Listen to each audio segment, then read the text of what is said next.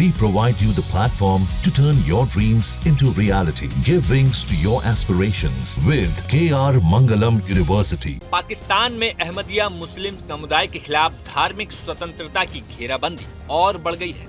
हाल ही में Lahore high court bar association यानी कि LHCBA ने पंजाब पुलिस को एक पत्र भेजा है, जिसमें अहमदिया समुदाय के लोगों को बकरीद के मौके पर कुर्बानी और इस्लामी रस्में अदा करने से रोकने की सख्त हिदायत दी गई है। इस पत्र में ये तर्क दिया गया कि चूंकि अहमदिया समुदाय को पाकिस्तान का संविधान मुसलमान नहीं मानता, इसलिए उन्हें इस्लामी प्रतीकों और रस्मों का पालन करने की अनुमति नहीं दी जा सकती। इस आदेश के तहत अहमदिया समुदाय से हलफनामा भरवाने की प्रक्रिया शुरू हो गई है, जिसमें उन्होंने बकरीद की किसी भी धार्मिक परंपरा में भाग न लेने की शपथ लेनी पड़ रही है। पाकिस्तान का संविधान विशेष तौर पर अनुच्छेद 263 अहमदिया समुदाय को मुसलमान नहीं मानता है। इसके आधार पर पाकिस्तान दंड संहिता की धारा 298B और 298C के तहत अहमदिया समुदाय के लोगों को इस्लामी रस्में अदा करने से रोकने के लिए कानूनी कार्रवाई की जाती है।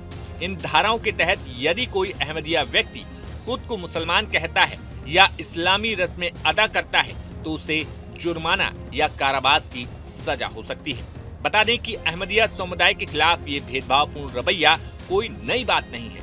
1974 में पाकिस्तान की संसद ने अहमदिया समुदाय को गैर मुस्लिम घोषित किया था, जिसके बाद से उन्हें धार्मिक स्वतंत्रता से वंचित कर दिया गया।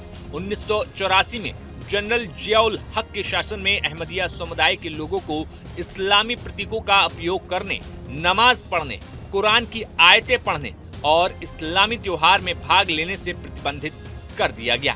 इन प्रतिबंधों के बावजूद अहमदिया समुदाय के लोग अपनी धार्मिक पहचान बनाए रखते हुए शांतिपूर्ण तरीके से अपने विश्वास का पालन करते हैं।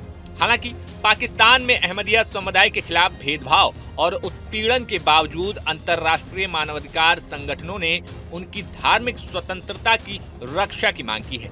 एमनेस्टी इंटरनेशनल ने पाकिस्तान सरकार से अहमदिया समुदाय के खिलाफ बढ़ते मामलों को रोकने और उनकी धार्मिक स्वतंत्रता का सम्मान करने की अपील की है। संगठन ने कहा कि पाकिस्तान में अहमदिया समुदाय को धार्मिक स्वतंत्रता से वंचित करना संविधान और मानवाधिकारों का उल्लंघन है। बता दें कि अहमदिया समुदाय के खिलाफ ये भेदभाव न केवल पाकिस्तान के संविधान और कानूनों का उल्लंघन है, बल्कि अंतर्राष्ट्रीय मानवाधिकार मानकों के भी खिलाफ है।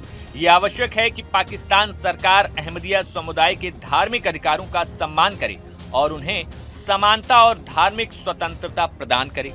साथ ही अंतर्राष्ट्रीय समुदाय को भी इस मुद्दे पर ध्यान देना चाहिए और पाकिस्तान पर दबाव डालना चाहिए कि वो अपने अल्पसंख्यक समुदाय के अधिकारों की रक्षा करें। अंत में ये कहना उचित होगा कि पाकिस्तान में अहमदिया समुदाय के खिलाफ धार्मिक भेदभाव और उत्पीड़न की घटनाएं न केवल पाकिस्तान की आंतरिक समस्या बल्कि ये अंतर्राष्ट्रीय मानवाधिकारों का उल्लंघन भी बन चुकी है। फिलहाल पाकिस्तान में जिसका मूल स्वभाव ही इस्लाम है, ऐसे में अपने ही राष्ट्र के लोगों को इस्लाम की मान्यताओं पर प्रैक्टिस न करने देना अपने आप में बड़ा सवाल खड़ा करता है, क्योंकि पाकिस्तान का जन्म इस्लाम के आधार पर हुआ और ऐसे में इस्लाम को लेकर ही पाकिस्तान अपने नागरिकों पर बैन लगाता है, तो ये अपने आप में कई गंभीर सवाल खड़े करता है। आपका इस खबर पर क्या कहना है, हमें कमेंट बॉक्स में जरूर बताएं। Bureau report, news nation. जहां भक्ति है हर शब्द में, कथाओं में छुपे हैं दिव्य रहस्य और ज्योतिष देता है जीवन को दिशा। धर्म से जुड़ी हर बातों को जानने के लिए हमारे चैनल स्तुति को सब्सक्राइब करें। चैनल पर जाने के लिए इस लिंक पर क्लिक करें।